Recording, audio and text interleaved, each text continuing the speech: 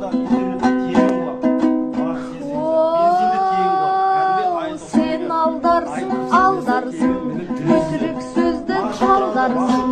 Бұл сөзіңмен ел түгіл шайтанды да алдарсың. Депутат болсаң түк те жоқ, бәрін өзің жалмарсың. Қазақстан халқы ассамблеясы нақты немен айналысады деген сауалдар соңғы кезде жиі қойылып жүр. Өзім үшін де бұл сұрақтың жауабы қызық болды.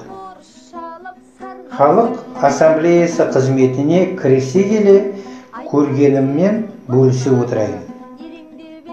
Күні кеше «Мың бала» атты ауқымды мәдени ағартушылық жобаны қорытындыладық. 2015 жылы басталған бұл жобаның мақсаты түрлі этностық топ балаларына мемлекеттік тілді тегін үйрету болды. Елестетіп көріңіздерші, жоба әрекет еткен 5 жылға жуық уақыт ішінде 286.215 бала қазақ тілін үйренді. Авторлық оқыту бағдарламалары жасалды, тренингтер мен курстер өткізілді. Нәтижесінде балалар қазақ тілінде көркем сөйлейтін болды. Көздері жайнап тұрған, білім алуға деген талпынысы ерекше бұл балалардың өмірге, жаңа білімге құштарлықтарын көрсеңіз. Олар өз отанын сүйеді.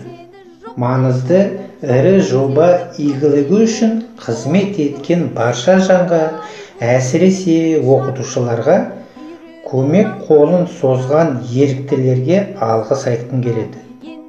Нәтиже өте керемет. Бердің жалпыға, жолың болсын сайлауда, қарама қарғам. Қазақстанда интернетте тегін бар.